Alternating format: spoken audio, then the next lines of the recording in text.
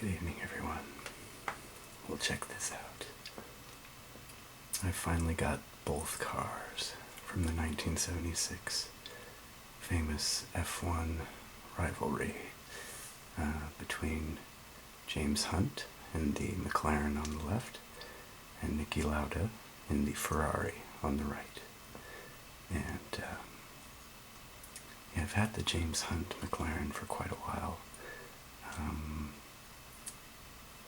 If you've seen some of my previous videos, you've probably already seen that I made a video of it. And I just recently got the Ferrari about a couple of months ago. Where I work, they do the Virgin Pulse health program, and basically, quarterly rewards can be used on Amazon or other places. And this Niki Lauda Ferrari from 1976 has been on my wish list on Amazon forever, so finally decided that maybe I should get that one as a reward from all of my hard work to stay in shape. So here it is. As you can see, this kind of cool pointy shape, and then the really shiny wing that they've got here. Nice Goodyear sponsorship on the front. And let's see if I can pull the back into focus. There we go. Yeah, you can kind of see the Goodyear across the back of it. And as for the McLaren, you can see the prominent Goodyear and Texaco. But obviously the colors are also in this shape here was kind of some of the leftover tobacco sponsorship. Actually, that didn't really kind of start decreasing until probably the last 6 or 7 years, I would say. I mean, at least they were banning actually showing the name of the company on some of the cars in certain countries. But yeah, it didn't really disappear until very, very recently. So, and as far as the detail, I think I've shown you before that the McLaren has a removable, it's a little stiff, so I'm not gonna, oh, this one comes off pretty easily. Removable cover for the cockpit, as well as the engine cover comes off, so that you get all this really cool detail of the engine. Sadly, the Ferrari doesn't have any of that.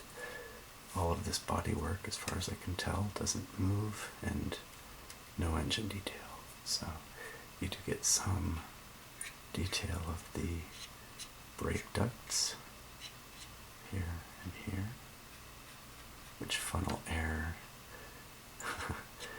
to make sure that those brake discs and pads stay cool, or at least within their operating temperature. As you can see, they've got about the same wheelbase, more or less, and they both have this awesome, these tiny little front tires and these huge rear tires. And right now they're actually discussing going back to this sort of layout for the 2017 season in Formula One, talking about making the cars wider again and bigger rear tires and that sort of thing, which I would love to see. Mostly I just want to see the cars get faster again, because pretty much all the regulations they've changed recently have just slowed the cars down to the point where when you have, 3 or 4 different things that are designed to reduce costs and slow the cars down, you end up with cars that are dangerously close to the next series down in speed and lap time. So they were jokingly calling this year's and last year's cars GP1 instead of Formula 1. making fun of just barely being faster than Formula 2, or GP2, I mean. So yeah, we'll see in 2017 if they actually make all the changes and make the cars start looking more like this again. So, meantime, we'll just have to keep enjoying the historical race series that still race all of the cars from this era. And the cool people on YouTube, many of whom I subscribe to, who post the videos of the historical races, footage of the great historic F1 cars and historic Group C cars racing around Spa or Monza, Le Mans, of course. So, anyway, yeah, so I just thought it'd be fun to show you guys both of these cars sitting next to each other. Maybe do a little bit of rushing. Make sure these little decals are nice and clean. These have a very cool spot in my collection on my shelf. Jackie Stewart's Tyrrell is also sitting next to these two to keep it company.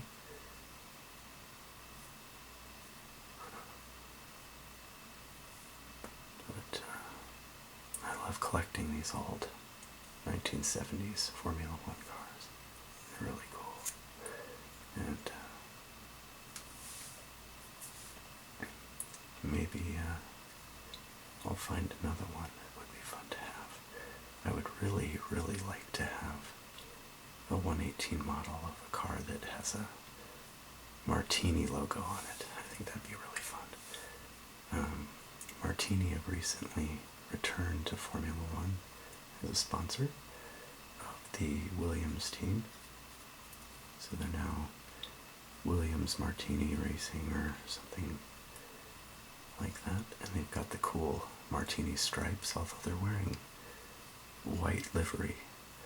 It'd be much more fun if they bring back the red livery with the stripes. They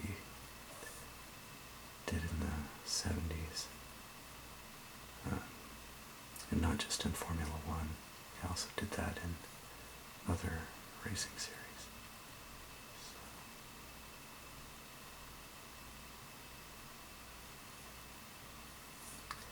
This model even has the seat belts modeled in there. And the steering wheel. If I turn left to right, yep, the steering wheel is moving inside the cockpit as I turn the wheels. Their wheels also rotate very easily, as you can see.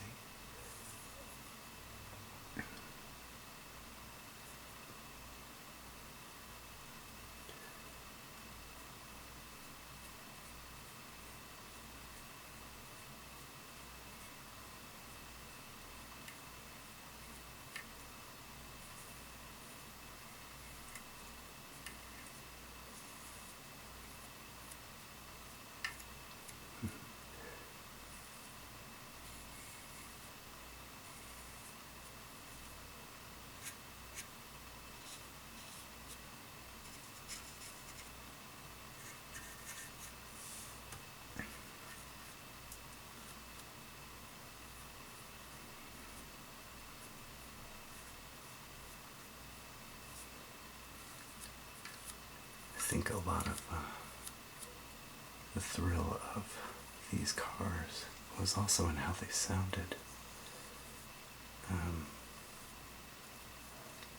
F1 was still allowed to have many different engines back in those days. I think most of the teams were either running some kind of V12 or a flat 12 or a V8 or a V10. And yeah, the flat 12s, especially like the Ferrari ran, just had the most awesome sound. So, and of course, they didn't have semi-automatic gearboxes back then either, so the driver had to do all of the gear shifts manually, which also means if you're into racing engine sounds, you'd get to listen to the delightful downshifts where the driver would have to blip the throttle in between gears so that when you downshift, the revs in the engine match how fast the gearbox is spinning, so that way you don't get any jerky motions. You don't have what's called shift lock, where if you've probably driven a manual transmission in a road car, most people don't know how to rev match, so they just sort of downshift and then let the clutch back in really slowly, and the slippage of the clutch forces the engine to rev back up to the appropriate speed to match the gear they've just downshifted to. Well, racing, you don't have time for that, and also you don't want to accidentally drop the clutch and have the rear wheels lock because the gear is too low, and it'll suddenly make the car spin. Usually you're doing that while entering a corner, so you're trying to turn anyway, and you don't want the rear end to just suddenly come out on you. So yeah. So when downshifts are done correctly, it's just music to the ears. And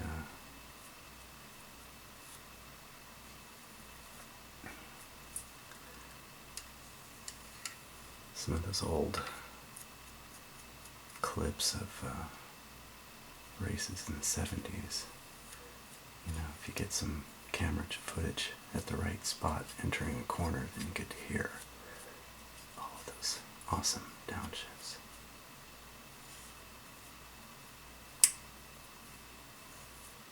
Yeah, good stuff.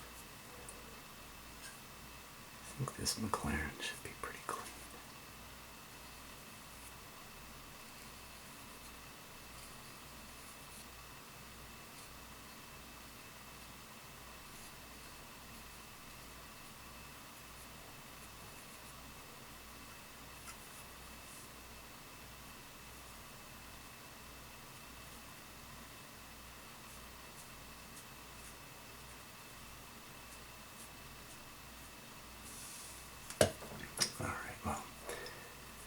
You've enjoyed that little clip.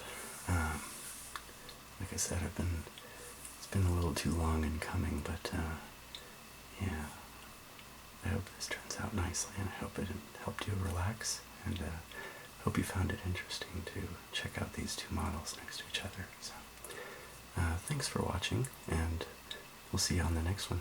Alright, bye-bye.